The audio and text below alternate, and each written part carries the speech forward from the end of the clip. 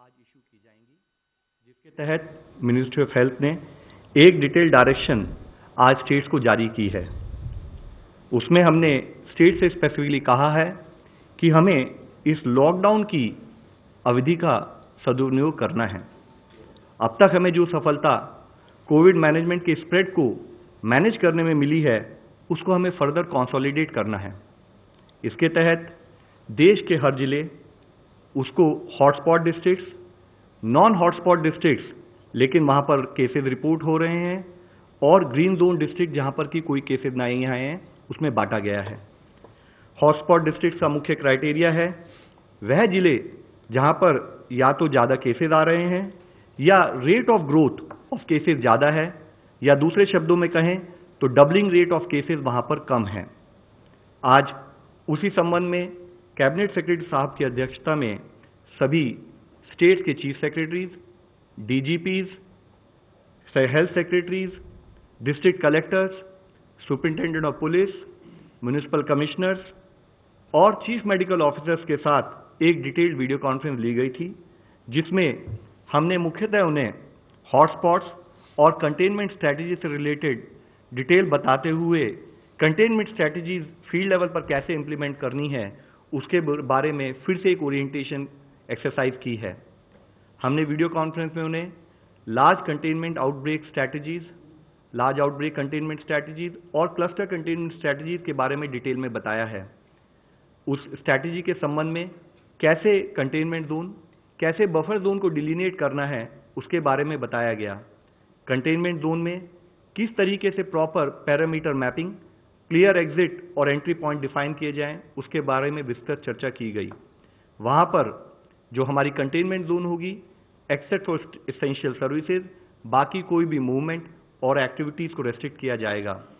Containment zone में special teams के द्वारा केसेस की एक एक्टिव सर्च की जाएगी।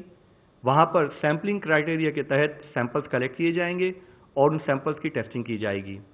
इसके साथ ही कंटेनमेंट जोन के बाहर के एरिया को, जिसको हम बफर जोन कहेंगे, वहां पर भी सभी हेल्थ फैसिलिटीज, चाहे वो गवर्नमेंट हो या प्राइवेट हो, उनको ओरिएंट किया जाएगा और वहां पर इन्फ्लुएंजा लाइक इलनेस या सीवियर रेस्पिरेटरी एक्यूट सिंड्रोम, जो उस टाइप के ब्रेथलेसनेस से रिलेटेड केसेस होंगे, उनकी भी टेस्टिंग की जाएगी।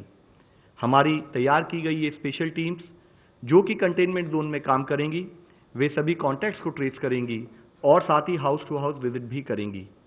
इस टीम्स में हेल्थ स्टाफ के अलावा local revenue staff, local corporation staff और साथ ही जो हमारे वॉलंटियर्स हैं, जैसे कि रेड क्रॉस, एनएसएस, नेहरू युवा केंद्र, उन सब वॉलंटियर्स का भी इस्तेमाल किया जाएगा।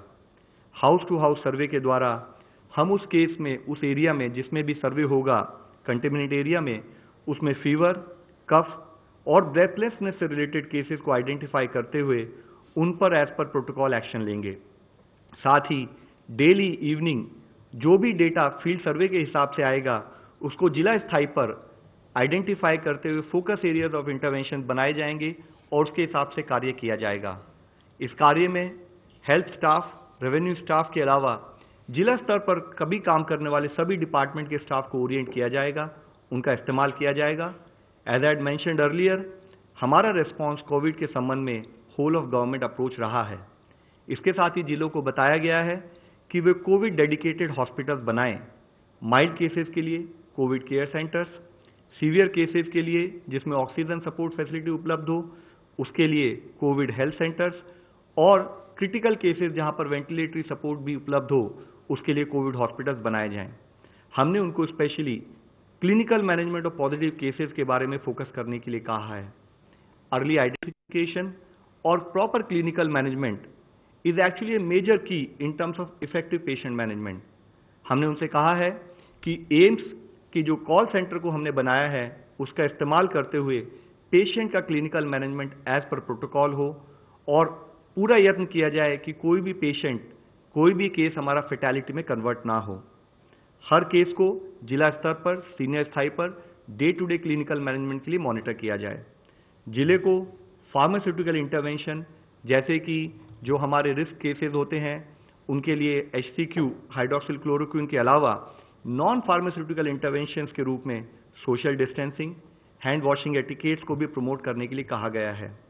जिलों को स्पेशली कहा गया है कि जो भी हेल्थ स्टाफ या जो वॉलंटियर इस कार्य में जुड़े हैं उन सबको प्रॉपरली ओरिएंट किया जाए, उनको इन्फेक्शन प्रिवेंशन प्रैक्टिसेस के बारे में बताया जाए और रेलेवेंट स्टाफ को क्लिनिकल मैनेजमेंट प्रोटोकॉल की प्रॉपर ट्रेनिंग भी दी जाए।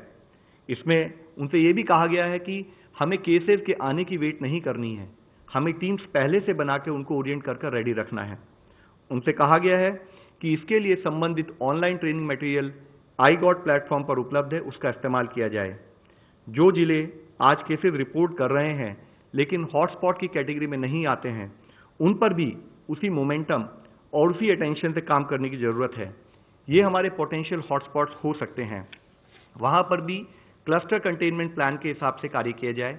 हाँ, वहां पर भी हमारा फोकस हो कि हम कॉन्टैक्ट ट्रेसिंग करें, सर्वेलेंस करें, क्लिनिकल मैनेजमेंट पर ध्यान दें, ताकि इन इलाकों में भी चेन ऑफ ट्रांसमिशन को ब्रेक कर सकें। साथ ही जो हमारे नॉन इफेक्टेड जिले हैं वो नॉन इफेक्टेड ही रहें, उन पर कार्य करने की जरूरत है। वहां पर हमें कम्युनिटी से एंगेज करते हुए अपना हेल्थ इंफ्रास्ट्रक्चर अपग्रेड करना है। कोविड डेडिकेटेड हॉस्पिटल जल्दी से जल्दी बनाने हैं और उनके साथ ही ILI that is influenza like illness और सारी सीवियर एक्यूट रेस्पिरेटरी इलनेस की मॉनिटरिंग करनी है, उनसे रिलेटेड टेस्टिंग करनी है। हमारा एफर्ट रहे कि इन जिलों में कभी भी कोई केस ना आए। हमें ये सारे कार्य कम्युनिटी को जोड़ते हुए, कम्युनिटी को साथ लेते हुए करना है। जैसे कि मैंने इससे पहले भी आप सबको कहा है, रिक्वेस्ट की है कि हमारे पूरे एफर्ट्स शुरू से ही समस्त समाज और संपूर्ण सरकार को मिलकर कार्य करने से रहे हैं। हमें सभी जिलों को कहा है कि वो एक जिले लेवल पर क्राइसिस मैनेजमेंट प्लान फॉर कोविड-19 बनाएं। जिलों को कहा गया है कि एक की फेलियर पूरे देश की फेलियर का कारण हो सकता है, इसलिए जरूरी है कि कंटेनमेंट प्लान पूरे देश में हर जिले में यूनिफॉर्मली इंप्लीमेंट हो। सबकी इंडिविजुअल सक्सेस ही देश की सक्सेस का कारण बनेगी। हमें कॉन्स्टेंटली अलर्ट पर रहना है और हर तरीके से इस बैटल में सक्सेसफुल होना है। धन्यवाद। Representative of the MHA please.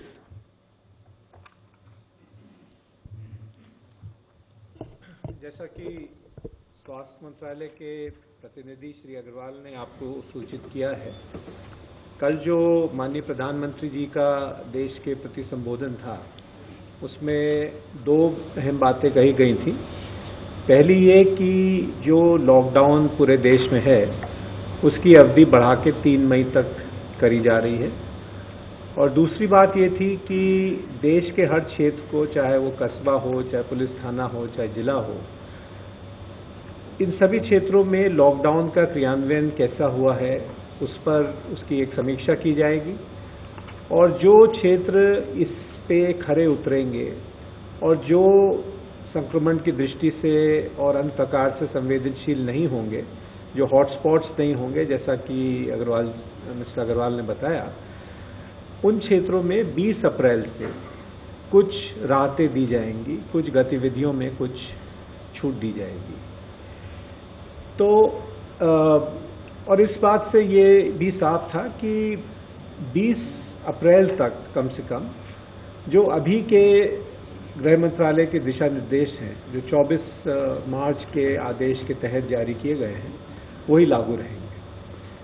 तो माननीय प्रधानमंत्री जी के इन दिशा निर्देशों के अनुरूप गृह मंत्रालय ने कल एक आदेश पारित किया और उस आदेश के तहत जो लॉकडाउन है उसको 3 मई तक उसको बढ़ाया गया।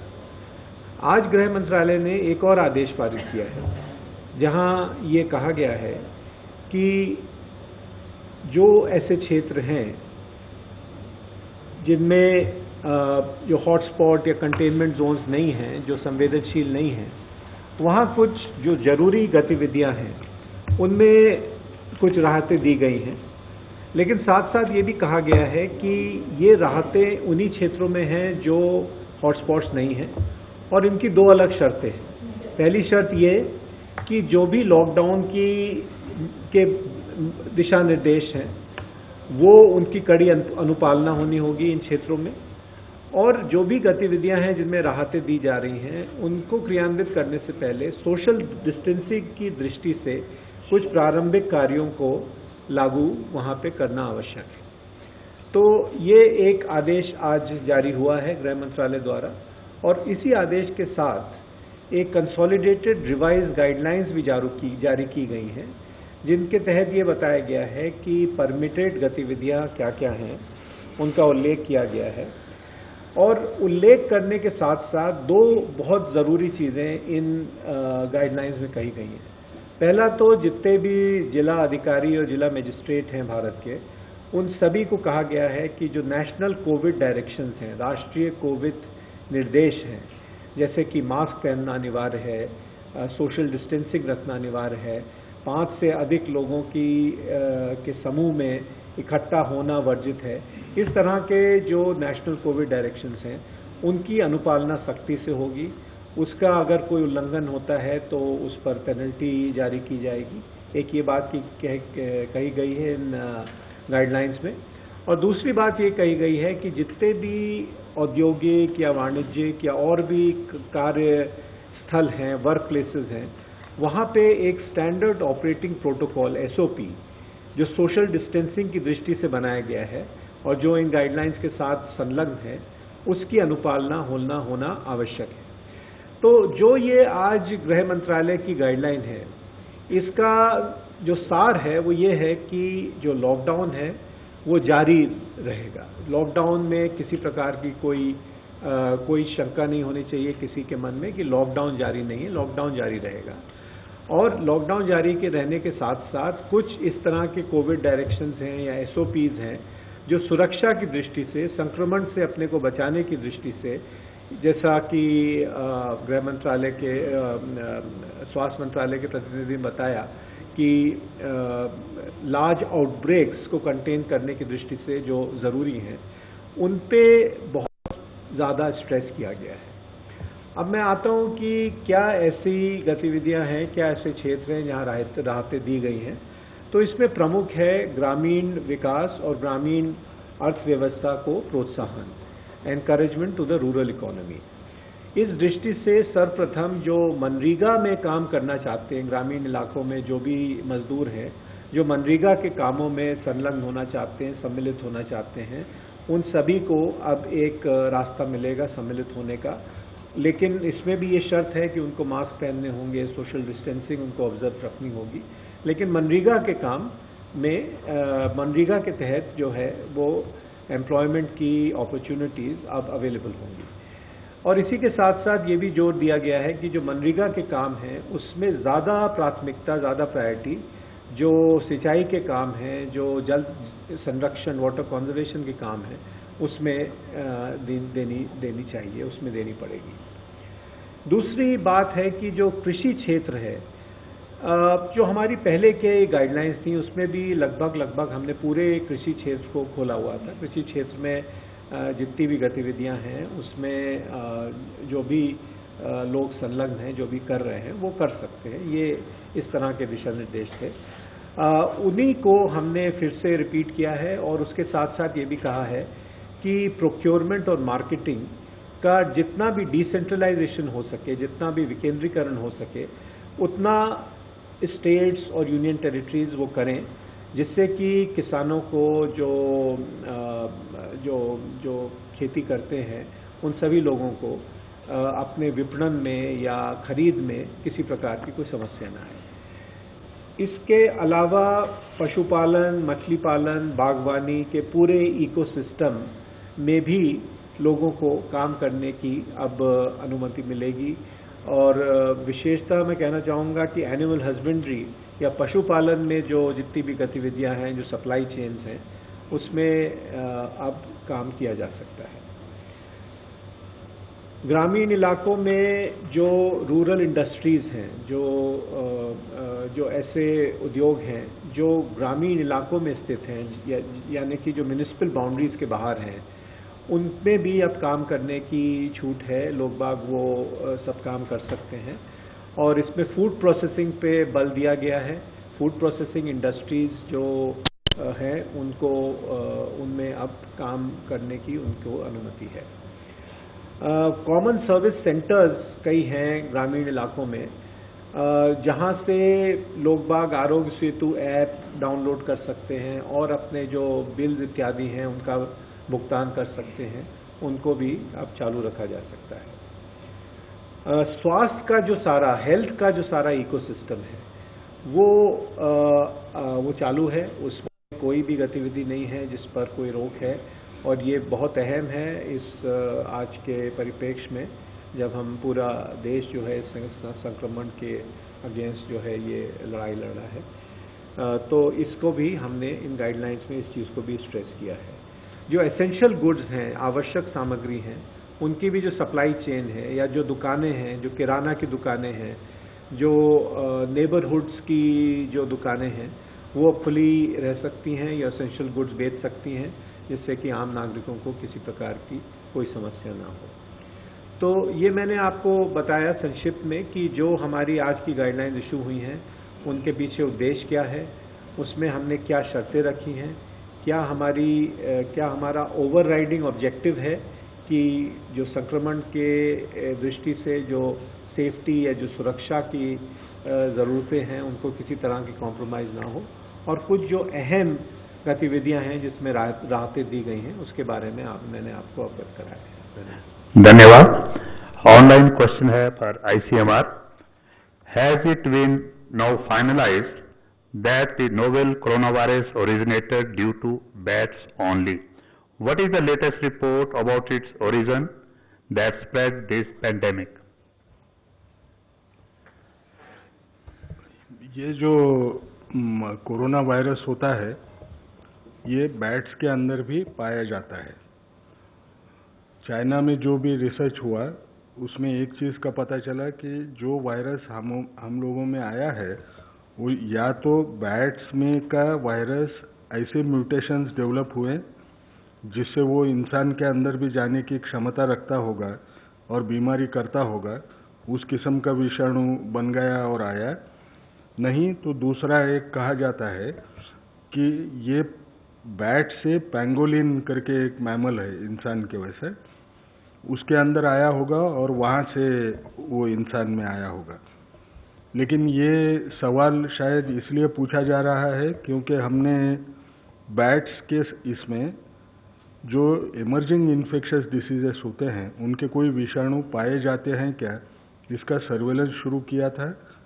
उसमें हमको दिखा कि दो किस्म के बैट्स जो होते हैं उनमें कोरोना वायरस दिखाई दिया, लेकिन वो बैट का कोरोना वायरस था, वो इंसानों में आने की काबिलियत का नहीं था। बैट से इंसान में आने की घटना एक सादे तौर पे समझाने के लिए बोलता हूँ, 1000 साल में एक आध बार होती होगी। जब कोई वायरस स्पीसीज चेंज करता है तो वो बहुत रेयर इवेंट होती है और उस किस्म से वो इंसानों में आता है। Mister Ravi, news 18।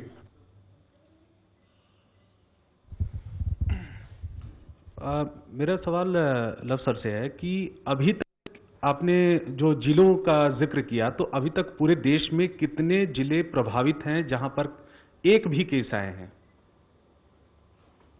सर, जैसे मैंने आपको बताया है कि हमने अपने सारे जितने भी ज़िले हैं जो स्टेट से इंफॉर्मेशन के हिसाब से उनको 3 पार्ट में डिवाइड किया है। एक हॉटस्पॉट्स या रेड जोन डिस्ट्रिक्ट्स हैं, एक नॉन हॉटस्पॉट डिस्ट्रिक्ट्स हैं जहां पर कुछ केसेस आए हैं, और कुछ ऐसे ज़िले हैं जहां पर कोई भी केस रिपोर्ट नहीं हुआ है। तो आज हमने जो स्टेट्स को लिखा है उसके हिसाब से हमने उनको बताया कि जहां पर भी मुख्यतः केसेस आए हैं, जो भी केसेस हमारे मतलब जिस जिलों से ज़्यादा आ रहे हैं वो हॉटस्पॉट के अंदर उसके तहत डिक्लेयर किए जाएंगे, उसके तहत वहाँ पर कंटेनमेंट प्लान ऑफ एक्शन किया जाएगा। उसमें करीब जो अभी कल तक का डिटेल्स हैं ये आपकी नॉलेज में लाना चाहूँगा कि एक रोलिंग टाइप ऑफ एक्सरसाइज है, तो उसमें करीब 170 जिले पाए गए हैं जो हॉटस्पॉट डिक्लेयर होंगे, 170। और इसके साथ ही जो नॉन हॉटस्पॉट डिस्ट्रिक्ट है जहाँ पर कुछ केसेस और पाए गए हैं जिनको हमने हॉटस्पॉट डिक्लेयर नहीं किया, लेकिन हम चाहते हैं कि वहाँ पर भी क्लस्टर कंटेनमेंट प्लान इंप्लीमेंट किया जाए और उनको पोटेंशियल हॉटस्पॉट्स हो सकते हैं तो उससे पहले ही उनको रोका जाए। वह करीब 207 जिले हैं। इसके साथ ही तीसरा इशू इसमें यह है कि हमने उन्हें कहा है कि हॉटस्पॉट जिले जो हैं उनके लिए जहां पर भी डबलिंग रेट यानी कि जहां पर केस के बढ़ने की गति काफ़ी ज़्यादा है उनको भी हॉटस्पॉट्स में डिक्लेयर किया जाए। जिला लेवल पर, स्टेट लेवल पर इसकी एनालिसिस की जाए और उसके तहत उस पर कार्य किया जाए। साथ ही हमने स्टेट्स को ये भी कहा है कि जो ये हॉटस्पॉट्स हमने आइडेंटिफाई किए हैं, इसके अलावा बिकॉज स्टेट्स इस बैटल को फील्ड पर लड़ रही हैं, इसके अलावा एडिशनल एरिया वो अगर कोई हॉटस्पॉट के रूप में डिक्लेयर करना चाहें, एडिशनल मेजर्स लेना चाहें तो वो ले सकती हैं। एक और ऑनलाइन क्वेश्चन है for the health ministry. 10,000 plus cases so far, will the health ministry still say there is no community transmission? What we are seeing is some local outbreaks और some clusters based on which, जिसमें हमने guideline, जैसे इससे पहले मैंने आपको बताया कि जो क्लस्टर्स हैं या जो आउटब्रेक्स हैं उन पर क्लस्टर कंटेनमेंट और आउटब्रेक कंटेनमेंट स्ट्रैटेजीज के तहत हम एक्शन लेकर उनको वहीं पर चेन ऑफ ट्रांसमिशन को तोड़ें, उससे रिलेटेड एफर्ट्स हम कर रहे हैं। कभी भी देश में कम्युनिटी ट्रांसमिशन से रिलेटेड कोई भी इशू होगा तो हम लोगों को ज़रूरत है कि हम आपके द्वारा पब्लिक को बताएं ताकि हम उस लेवल ऑफ अलर्टनेस से काम कर सकें। इसके साथ ही फिर मैं ये कहना चाहूँगा कि मेजर चैलेंज आज हमारे लिए सबसे ज़्यादा चैलेंज ये है कि जो हमारी कंटेनमेंट स्ट्रैटेजी है उनको फील्ड पर इम्प्लीमेंट किया जाए। Mister Vinod Rathore, TV9 Marathi. मेरा सवाल अग्रवाल सर से और ICM के रमन सर से है।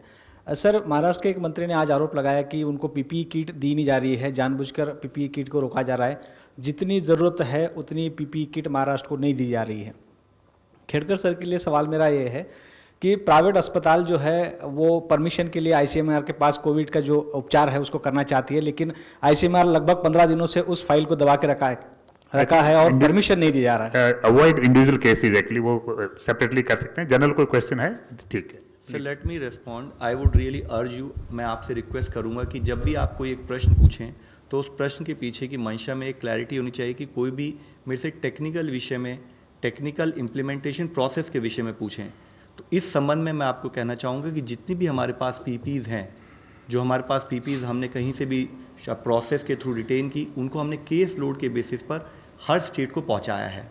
और आप सबसे और आपके द्वारा मुझे सबसे ये रिक्वेस्ट करनी है कि हमारा एफर्ट रहे कि जिस तरह से अब हम एफर्ट करके PPEs की अवेलेबिलिटी देश में बढ़ा रहे हैं, उस अवेलेबिलिटी के द्वारा हम जिस स्टेट में जहाँ जितने केसेज आ रहे हैं उसको प्रोपोर्शनेटली वहाँ पर पहुँचा रहे हैं।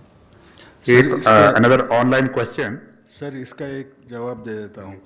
प्राइवेट हॉस्पिटल्स को ICMR पे पास आके कोई अप्रूवल चाहिए, ऐसा कोई स्कीम नहीं है।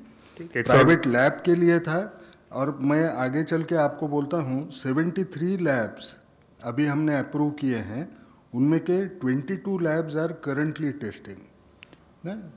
हमारी तरफ बोलने में प्राइवेट हॉस्पिटल का another online question. What steps did the government take to inform and assure migrant laborers about the extension of lockdown?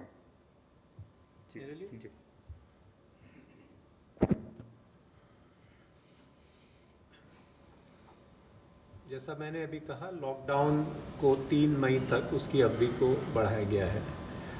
और जैसा आप सब जानते हैं कि लॉकडाउन में कुछ गतिविधियां हैं जो पूरी तरह से वर्जित हैं, प्रोहिबिटेड हैं। उनमें एक है आवाजाही, लोगों का, जो लोग उन तरह के कामों में जा रहे हैं जिनको अलाउ किया गया है, उसके अतिरिक्त और सभी तरह की आवाजाही, आवागमन, वो सब प्रोहिबिटेड एक्टिविटीज़ की श्रेणी में आता है। बसेस का, ट्रेन्स का, एयरक्राफ्ट्स का, इन सब का जो संचालन है, उन सब का जो मूवमेंट है, उस पर पूरी रोक है। तो इससे एक बात तो क्लियर है कि लेबर का मूवमेंट, जहाँ तक उसका संबंध है, जब तक लॉकडाउन है तब तक वो नहीं हो सकता है। दूसरी बात ये आती है कि जो लेबर है जहाँ पर शेल्टर कैंप्स में है, वहाँ पर गृह मंत्रालय की कई एडवाइजरीज़ हैं, क्लैरिफिकेशंस हैं, जिनके तहत ये स्पष्ट कहा गया है कि सारी सुविधाएं जो मिलनी चाहिए वो मिलेंगी। उसके लिए अरेंजमेंट्स किए गए हैं। गृह मंत्रालय की ओर से जो राज्यों के पास जो स्टेट डिज़ास्टर रिलीफ फंड्स होते हैं, उसमें उनको अनुमति दी गई है कि उनके तहत जैसे खाना हुआ, रिलीफ कैंप्स को सेटअप करने की बात हुई, या और कुछ सुविधाएं जो आवश्यक हैं उनको देने की बात है, वो सब उसमें हमने अलाउ की हुई हैं। तो हमारा यही मानना है कि जिस तरह से ये सारा रिलीफ कैंप्स का संचालन अभी तक चल रहा है, ये उसी प्रकार से ये चलेगा, इसको चलना चाहिए। और इसके लिए जो भी संसाधन आवश्यक हैं उनकी पहले ही उनकी व्यवस्था कर दी गई है। यदि और भी कोई आवश्यकता होगी तो समय समय पे उसकी समीक्षा होगी और राज्यों को, यूनियन टेरिटरीज़ को जो मदद चाहिए वो पहुंचाई जाएगी। मिस्टर पेरीमल, एनडीटीवी जी। और जो डेथ का परसेंटेज है उससे कंपेयर करते हुए अगर देखेंगे तो रिकवरी रेट का परसेंटेज क्या है और क्या हम अच्छी स्थिति की ओर जा रहे हैं? सर, जैसे मैं आपको हमेशा से बताता रहा हूँ, तो अगर आज का डेटा देखें तो 1306 people they have recovered, they have been cured, और अगर एक दिन के अंदर देखें तो around 270 people have actually got cured in last one day. अगर हम टोटल केसेस की संख्या इस देश में देखें तो 11,439 है। Last one day we had 1,076 total additional new cases, और टोटल डेथ्स रिपोर्टेड आर 377। तो जो मुख्य अंश मैं आप लोगों की दृष्टि में लाना चाहूँगा कि फील्ड लेवल पर एफर्ट करते हुए, क्लिनिकल मैनेजमेंट पर फोकस करते हुए हमारा जो एफर्ट रहा है उसके कुछ रिजल्ट्स हमें दिखने लगे हैं। तो इसी डेटा से अगर आप कैलकुलेट भी करना चाहें, लेकिन साथ में मैं जब इसकी कैलकुलेशन आपको बता रहा हूँ तो मैं कह रहा हूँ ये एक डेली वेरिंग डेटा है, तो ये आज का स्टेटस है। तो अगर देखें तो करीब 11.41% जो हमारे पेशेंट्स हैं वो अप्रॉक्सीमेटली इस नंबर से 11.41 वो रिकवर हो रहे हैं। और ये प्रोग्रेस, ये नंबर और ये परसेंटेज अगर आप पिछले कुछ दिनों के डेटा को एनालाइज करें तो धीरे धीरे बढ़ रही है। तो हमारा पूरा एफर्ट है कि जो भी पेशेंट आएँ हम उसको दोनों तरीके से, एक तो फोकस करें अर्ली आइडेंटिफिकेशन पर, और दूसरा फोकस करें कि उसका प्रोटोकॉल के हिसाब से प्रॉपर ट्रीटमेंट हो, उसको ढंग से मॉनिटरिंग करें और उसको किसी भी तरह से बचाएं। हमारे सामने समस्याएं रहती हैं हाई हेल्थ के, जो हाई रिस्क प्रोफाइल लोग हैं या जो कोमॉर्बिडिटी से हैं, तो उसके लिए भी हमें पूरे एफर्ट करने कि हम उसको कैसे बढ़ा सकते हैं further. Another online question: Can we have an updated list of all hotspots in the country, state-wise breakup? Sir, as I mentioned, मैंने आपको जो अभी तक आइडेंटिफाइड हॉटस्पॉट्स हैं जिसमें कि स्टेट लेवल पर जहां रेट ऑफ ग्रोथ वाले हैं, जिसकी रिस्पॉन्सिबिलिटी हमने स्टेट्स को दी है, उसको अगर कंसिडर करें तो 170 हॉटस्पॉट्स हैं, 170 हॉटस्पॉट्स जो हमने स्टेट को कम्युनिकेट कर दिए हैं, और उसके साथ ही वो लिस्ट आप लोगों को भी दी जाएगी। Let the list come and then I think. Sir, जैसे मैंने आपको इससे पहले बताया है, हमारे दो मेजर क्राइटेरिया रहे हैं। एक क्राइटेरिया है कि जहां पर एब्सोल्यूट नंबर ऑफ केसेस ज़्यादा हैं, दूसरा क्राइटेरिया है, तो मैं आपको फिर से एक्सप्लेन करता हूं, अगर आप मुझे बीच में ना रोक के मेरा पूरा सुन लें काइंडली। तो एक क्राइटेरिया है कि जहां पर एब्सोल्यूट नंबर ऑफ केसेस ज़्यादा हैं, दूसरा क्राइटेरिया है जहां पर डबलिंग रेट ज़्यादा है। तो एब्सोल्यूट नंबर ऑफ केसेस जहाँ पर ज़्यादा है तो वहाँ पर आपको पता लगता है कि वहाँ पर फोकस्ड अटेंशन की ज़रूरत है, उसको हमने हॉटस्पॉट में डिक्लेयर किया है।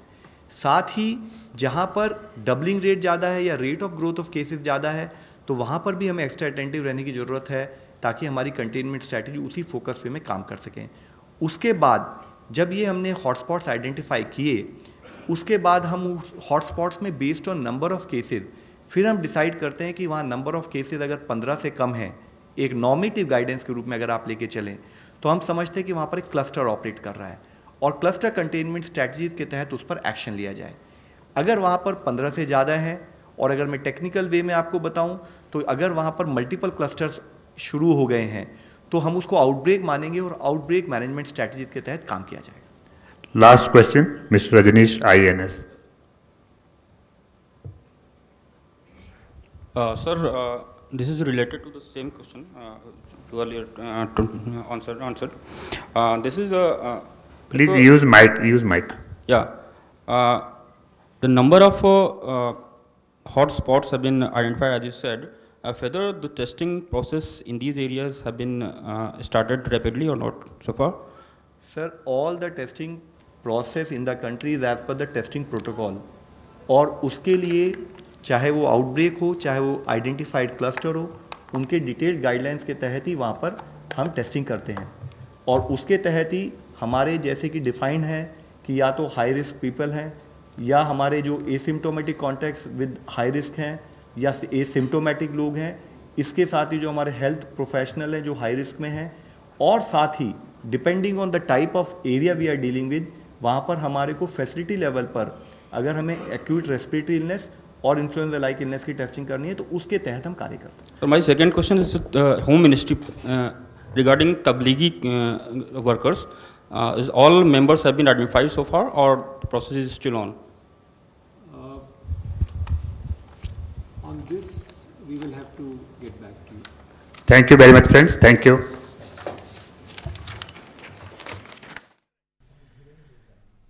तो आप देख रहे थे सीधा प्रसारण नई दिल्ली के नेशनल मीडिया सेंटर से, जहां स्वास्थ्य मंत्रालय की प्रेस कॉन्फ्रेंस चल रही थी और उसमें कोविड-19 से लेकर के जो अद्यतन जानकारी है और इससे जुड़ी जो तैयारियां हैं उसके विषय में जानकारी दी गई और कहा गया कि इस लड़ाई को और मजबूत बनाना है, समाज के साथ, कम्युनिटी के साथ मिल करके इसको आगे लेकर जाना है। लॉकडाउन जो 3 मई तक बढ़ा दिया गया है उसके विषय में जो उसका प्रारूप तय किया गया है उसके विषय में विस्तार से जानकारी दी गई। कहा गया कि लॉकडाउन का सदुपयोग करना है, साथ ही साथ 20 अप्रैल तक हर जिले और कस्बे का आकलन किया जाएगा और किस तरह से इसका सदुपयोग किया जाएगा, किस तरह से ग्रामीण अर्थव्यवस्था को प्रोत्साहन दिया जाएगा, कृषि क्षेत्र को छूट दी गई है और किस तरह से आगे इस लड़ाई को जारी रखेंगे, इसका पूरा खाका इस प्रेस कॉन्फ्रेंस में पेश किया गया। तो इस बुलेटिन में बस इतना ही, इजाजत दीजिए, नमस्कार।